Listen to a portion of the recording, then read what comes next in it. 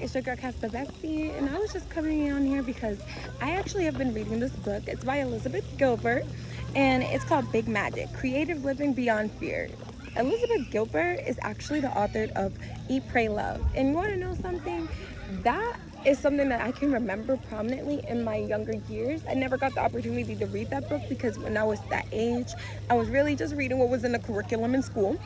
But now that I am old enough to go out and actually find books that are appeasing to me and what I believe is right in my life, I came across this book, and I found this book actually at the Salvation Army, and I was like, wow, I never got the opportunity to read it. And while I went to the lake the other day, I finally got the chance to open it and start reading it. But there was an excerpt in this book, and it's under the chapter. It says, scary, scary, scary.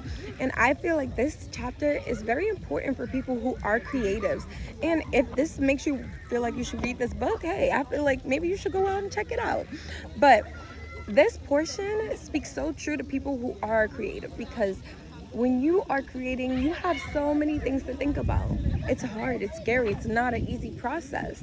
However, when you take that information and you use it so that it gives you a roadmap, then it's no longer scary. It's just the inevitable.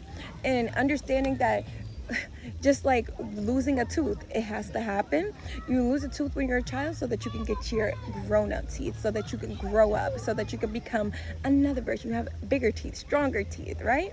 So just so you go through the scariest parts in life doesn't mean that those parts are going to be keeping you held back, or they're supposed to be keeping you held back.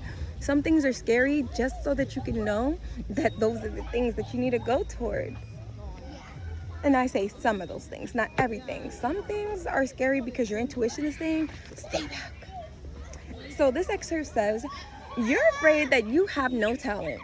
You're afraid that you'll be rejected or criticized or ridiculed or misunderstood, or worst of all, ignored.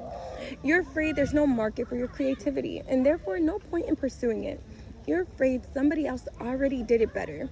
You're afraid everybody else already did it better. You're afraid somebody will steal your ideas, so you keep it safe, hidden forever in the dark. You're afraid you won't be taken seriously.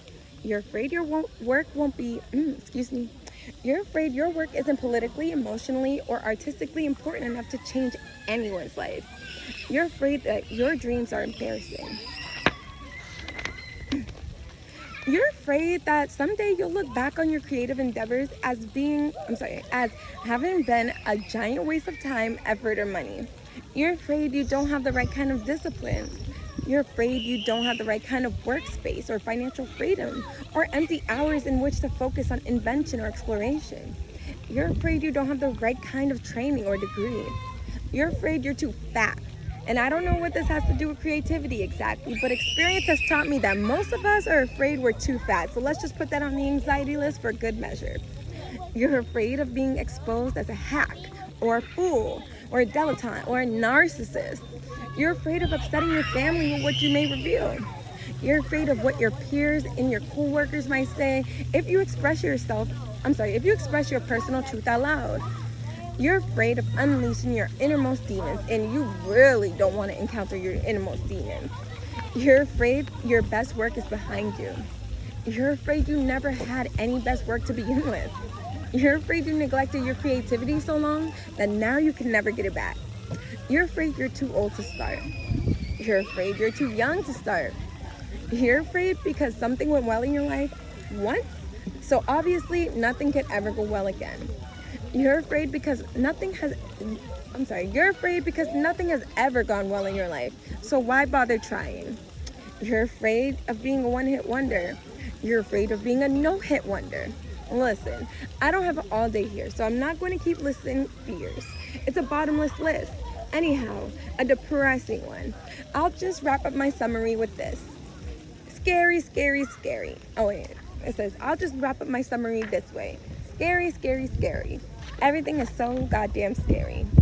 And you hear that list? It's like, imagine that this writer never wrote this book. Imagine this writer was too afraid to go and put out this information. This book was once on a list of fears. Cross that out. Everything is always scary. But when you actually take the time to go and put out the work and actually do the time to figure out what you want and what makes you feel good,